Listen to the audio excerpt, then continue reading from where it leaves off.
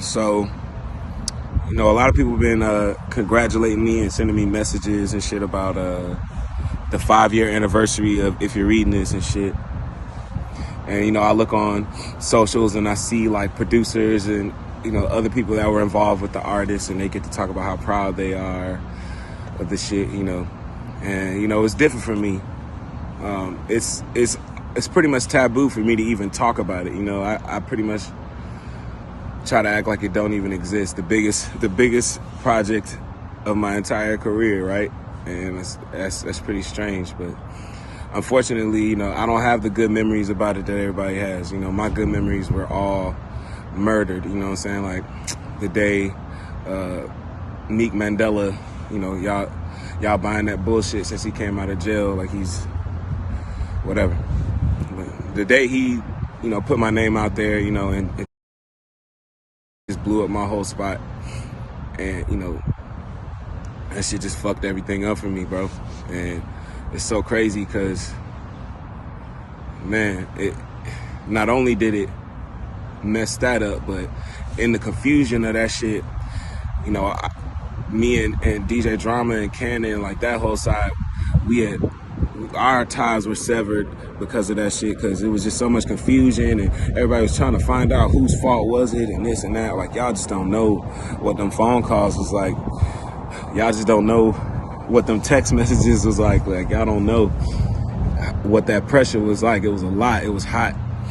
And that's one of the biggest things I regret was fucking up that relationship with them, because in the end, that nigga Drake and Meek, them niggas is best friends now. They watch basketball games and do shows and shit together, So it's just like, what the fuck was that even for? What the fuck was all of that for? Like all the stress that it caused, And I know everybody else is able to move on because everybody else's careers was established and shit. But my career wasn't established. And I was looking at that If You're Reading This moment, at the time when I did it, I'm coming not fresh off, 3 years ago I was dropped, and not from my publishing deal, but I was dropped as an artist, and I'm working these bullshit ass jobs. I'm working Publix, I'm working Target, I'm working factories and warehouses, I'm working, different temp agency gigs. And then If You're Reading This came, and it's like, oh shit, my life is about to change, And, it's just crazy how the best moment of my life,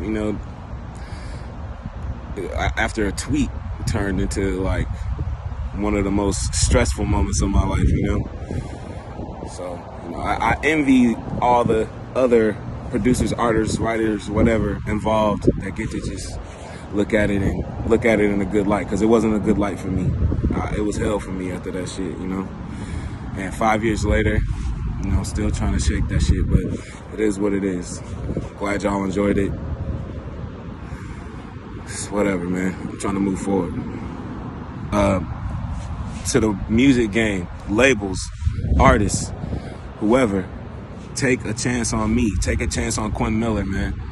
Y'all know I do these records. Y'all know I got these records. I could do this shit in my sleep. Take a fucking chance on me, man. Everybody want to kick me to the curb, man. Everybody want me to just play the background, and they just want to just give me ideas for this person, give me ideas for that person. Fuck that shit, man. Give me the opportunity, man. Give me the ball, man. I see a lot of artists out here that I know for a fact I can box with, man. I can box with all these niggas, man. So take a chance on Quentin Miller, man. 2020, new decade, man. It's just over with, man. Oh, yo, it's Big Ant, man. We back. Another edition of Urban Politicians TV. Had to come tap in real quick on Quentin Miller going on a little IG rant real quick. He came out and touched on some shit because the Drake, If You're Reading This Too Late, project just hit its 5-year anniversary. That was a crazy moment in hip-hop. The streams were crazy. The internet went crazy. It was all-star time. Everybody was posting the captions. It was the lyrics for everybody. It was one of them things of just like field bangers. Still a motherfucking classic project by Drizzy Drake. Probably one of his best bodies of work for all around fans of every like walk of life where he had, the pop fans on it, the trap fans on it, and which a lot of his music does do that, but that one right there was that solidified one where everybody fucked with it. Well, a little bit after that, Meek Mill and Drake had a little spat. Meek and other people in the industry, where it wasn't confirmed who, exposed the fact that Drake was not writing his own lyrics. Then we later came out to find out there was reference tracks and they were done by Quentin Miller. You could hear him, basically Drake is kind of putting his own twist and words into the things that Quentin Miller had already crafted. So, that caused a big divide. It caused beef. It caused trouble. And Quentin Miller got the worst part of it. He was punched on in the store, and he was basically semi-blackballed from the industry as far as everybody wanted to stay away from him. Like he said, the situation he had locked in with DJ Drama and everybody all went sour, I guess because he was trying to play a certain role to secure his bag. Should I be down with OVO? Should I be down with this person, that person? So a lot of shit went on, and he was the person that got the ass end of the motherfucking stick, no matter how you slice the pie. You know what I'm saying? Drake doesn't fuck with him no more. Of course, Meek Mill and them don't fuck with him. Dream Chasers don't fuck with him. And it seems like for what he's saying, DJ Drum and them don't fuck with him. Now, he was working at, like he said, multiple jobs, temp service jobs, grocery store jobs to make ends meet. He had already been dropped from a label before, so he was struggling. Drake gave him an opportunity, and Drake team gave him an opportunity with the If We Reading This Too Late, and he proved himself.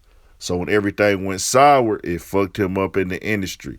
So now it's basically one of those things where he's like, hey, bro, it's bittersweet now. People congratulating him, telling him, hey, man, good job, good, you was part of history. He doesn't feel good about it. He took some shots at Meek, called Meek Mandela, saying it's bullshit on all the positivity and the press run Meek that and just what Meek has been pushing since he came home. To me, I can't make that call. I don't know what's genuine. To me, it seems like Meek wants to really, cause an impact and positivity on the game. Like I said, I don't know anybody here personally, but, I like what Meek is doing. Drake has always provided good music for the culture. That is what it is. Now, I don't really personally look at Drake as the type of artist where, hey, nigga, you need to write all of your music anymore. It doesn't even bother me because I understand that he's more of a world global star. He's kind of doing like pop music. He's doing reggae. He's doing all types of different music, man. R&B, rap, trap, all that shit. So it's like, I don't really even look at Drake in the same window as I look at like a Kendrick Lamar, J. Cole, a Hove, you know what I'm saying? Or Meek Mill anymore. It's like he kind of is all around music. But I will say this, with Quentin Miller, the thing is, Quentin Miller also lost a leg. His leg was amputated. He went through a lot in these last few years, and I know, and I can kind of, I can't say I know the pain because I've never been through none of this, but I get where he's coming from. Like, they went and squashed the beef, and he lost his whole chance to be like in the game, be a major factor in the game, a writer, a producer, a executive. All this shit was kind of like, hey, he possibly would have just been still helping Drake create and be a part of that creative team if shit wouldn't have went sour. And he's like, well, damn, they squashed the shit, but what about me? So I don't know if anybody has reached out to Quentin Miller and tried to squash it. I don't know if they tried to bring him to the table and say, well, man, we did, shit went bad for you. We got this and this for you. I don't know. I don't know if somebody's actually tried to reach out. Rumors were circulating through like DJ Academics that, he reached out to Drake, and Drake was real nonchalant about when the situation was happening with Meek. So, man, I don't really know. He took, Quentin Miller took a big L being, part of that project and not being able to do anything about it now. So me, man, I'm all about making shit work and making shit better. I can't tell nobody how to move. These dudes got their own families. They got their own teams to secure. I don't contribute. I listen to their music. I stream their music. I watch all their videos. I've even listened to Quentin Miller shit, you know what I'm saying, straight up. And I follow Quentin Miller on Instagram. But I don't have an overall factor in supporting their lifestyles, and I can't tell them how to move. I can only give my opinion. So what I say is, bro, for them, at least sit down and you know, talk. Y'all too, you know, Drake and Meek, y'all reach out to Quentin. Fuck with him, dog. He been through a lot. And y'all squash y'all beef, you know, y'all sit down and bring him in too. Y'all ain't got to do music with him, but just, you know, fuck with dog, man. Show him, okay, bro, you know, you got the ass end of the stick. Meek was clearly, you know, Meek is showing growth. But if you showing that growth, you were clearly in a different space at that time. So show us that growth and kind of reconcile that situation if possible. I'm not trying to tell Meek what to do, but this is just keeping it solid. Now I say that to say this also, Quentin Miller. You know, a lot of people, you know, been I'll be honest with you, you're a great artist. You got the bars, about, you got the cadence, you the got 5-year the anniversary of all If You're that Reading This shit. and But shit. you know, even if And, somebody you know, puts the bag on you and to I sign, like because producers he clearly and, made it known you know, that, other you know, people that people were involved with the are still artists, hitting him to create and do ideas. You know, shit, you know, man, sometimes it just don't work out where you could be the actual star. Sometimes you got to play the role as a role player. You got to be the sixth man off the bench, or you just got to be part of the team. Sometimes it be like that. And I know him being an artist and a creator, he ain't trying to hear that, and that's very clear. So he said, you know, bet on Quentin. Y'all come to me, man. Fuck, I don't want to write for these artists no more. I don't want to do this. I don't want to do that. But at the same time, you came in the game kind of writing and this and that, and it got exposed that you were a writer. So now a lot of artists, they not, a lot of fans won't even take you serious as an artist because you wasn't already generating music. Like you didn't have a hit record before it got exposed that you were a songwriter.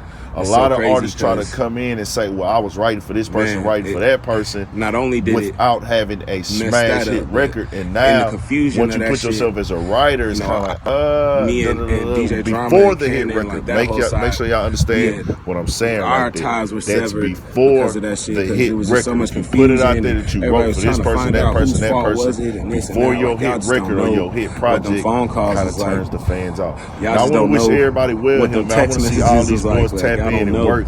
Meek got an album coming. It's going to be a banger, of course. Of course, Drake got an album coming. One of the biggest artists and most, you know, well-rounded artists ever in music history. Going to be a banger, of course. And if Quentin Miller got a project coming, it's going to be fire. It is what it is. He talk his shit. He can rap. So subscribe to the channel, man. Support all these dudes. Hopefully they can work this shit out. Tap into the channel, man. Urban Politicians TV. Follow me on Instagram at urbanpoliticians_big and also at Urban Politicians TV, man. 1000.